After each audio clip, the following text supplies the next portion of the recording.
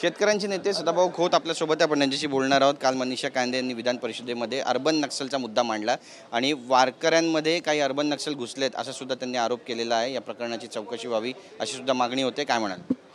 राज्यामध्ये देवाभाऊचं सरकार आहे आणि देवाच्या काठीला आवाज नसतो, त्यामुळे अशा काही लोक घुसले असतील तर निश्चितपणाने सरकार त्याचा बंदोबस्त करेल। कारण हा वैष्णव भक्तांचा मेळा आहे। गेली 700 वर्षापेक्षा जास्त काळ लोक वारीमध्ये पायी चालत आहेत। तुकोबांची दिंडी आहे, ज्ञानोबांची आहे, चोखामेळांची आहे, नामदेवांची आहे, जनाबाईची आहे। अनेक दिंड्या ह्या खऱ्या अर्थानं मोठ्या भाविक वृत्तीनं पंढरपूरच्या दिशेने जात असतात आणि पांडुरंग हा रंजल्या गांजल्यांचा देव आहे आणि म्हणून मला वाटतं की त्याच्या दरबारात चांगला आणि वाईट त्याला कळतं आणि जे वाईट असेल ते बाजूला आपोआपच होतं।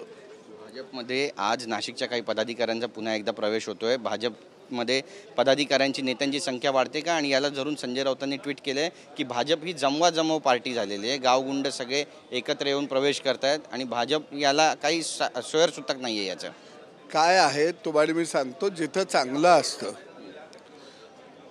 तिकडं लोक जात असतात। काय आता तुमचा सगळा खेळ खंडोबा झाला, आता तुमच्या खेळात कोण याला तयार नाही आणि बघायलाही तयार नाही। आता तुमचा खेळच कोण बघत नसेल तर कलाकार तुमच्या खेळामध्ये येतील कसे? येणार नाहीत। जिथं खेळ बघितला जातो आणि जिथं समाधान मिळतं तिथं लोक जात असतात आणि त्या ठिकाणी काम करणारे लोक जात असतात। विधान परिषदेमध्ये अनिल परब यांनी काल एक महत्त्वाचा मुद्दा मांडला। ते म्हणतात की प्रवीण दरेकर यांच्यावरील अन्याय दूर व्हायला पाहिजे, त्यांना मंत्रिपद मिळायला पाहिजे। भाजपमध्ये प्रवीण दरेकरांबद्दल असं वक्तव्य अनिल परब करतात। याला धरून सुधीर मुनगंटीवार म्हणतात की निदान हा प्रश्न मला तरी विचारू नका। काय कसा अर्थ काढायचा?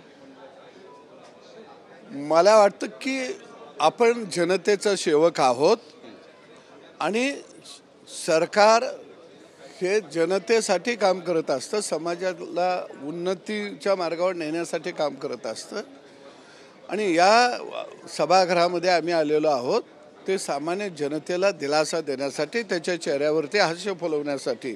प्रत्येकालाच वाटत असतं दरबारातल्या की मलाही सरदार व्हावं, मलाही त्यातलं एखादा अमत्यपद वगैरे मिळावं, असं नाही।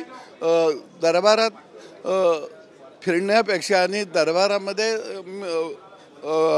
काय म्हणू आपण की त्याच्यामध्ये रमण्यासाठी आपण आलेलो नाही तर समाजाच्या प्रश्नासाठी आलेलो आहे। याचं जर भान असलं तर मग मंत्री पाहिजे असं काही नाही आहे। अनेक लोक होऊन गेले, ते काही नुसते मंत्रिपदासाठीच काम करत होते का? सुधीर मुनगंटीवार यांची जी भूमिका आहे, ज्या पद्धतीनं ते सगळे मुद्दे मांडतायत, बऱ्याच चर्चा रंगतायत की विरोधकांचं काम खरं तर सुधीर भाऊच करतायत। नाही, सुधीर मुनगंटीवार हे एक अभ्यासू नेतृत्व या महाराष्ट्रामधलं आहे। त्यांना सर्व क्षेत्राची जाण असलेलं नेतृत्व आहे, सर्व गुण संपन्न असं नेतृत्व आहे आणि म्हणून मला वाटतं की ते कधी नाराज असतील असं मंत्रिपद मिळालं नाही म्हणून अशी भूमिका कधी नाराज होणार नाहीत। मग 13 कोटी जनतेनं बी काही नाराज व्हायचं का? ते असं काही नाही आहे की शेवटी मंत्रिमंडळाची संख्या ठरलेली आहे काय, मग 13 कोटी लोक बी म्हणतील आम्ही नाराज आहे, आम्ही नाराज आहे, असं नाही। सगळ्यांची नाराजी दूर करायसाठी या सभागृहामध्ये लोकप्रतिनिधी म्हणून आपण आलेलो आहे काय।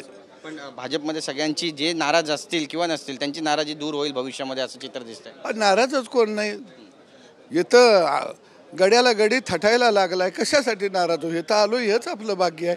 नक्की धन्यवाद आमच्याशी बातचीत केल्याबद्दल। तर आपण पाहतो आपली भूमिका मांडली सदाभाऊ खोत यांनी। कॅमेरा पर्सन सिद्धेश नाईकसह गिरीश गायकवाड, TV9 मराठी, मुंबई।